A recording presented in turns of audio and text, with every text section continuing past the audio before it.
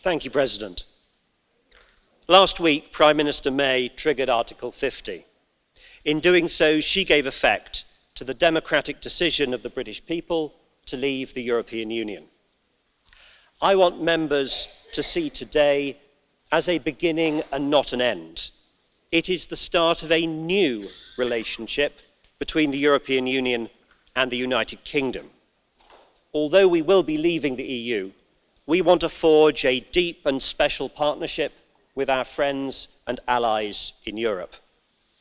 The negotiations that follow will be difficult at times, and you'll sometimes hear an angry voice. I hope that colleagues here will focus on the outcome we seek and not the process we undertake, because we all need a good agreement rather than a good fight. This Parliament has a role to play in ensuring we protect our citizens. I want the rights of all EU citizens in the UK and all British citizens in the EU to be guaranteed. I want Britain's borders with the EU to be as invisible as possible, to allow as much trade as possible. And I want us to respect the right of self-determination.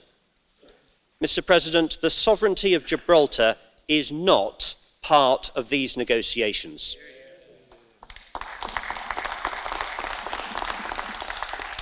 My group was disappointed that Mr. Verhofstadt felt he could only consult on the draft text with a few close political friends. And we also regret that he ignored so much good work by the Parliament's committees. Perhaps it was inconvenient.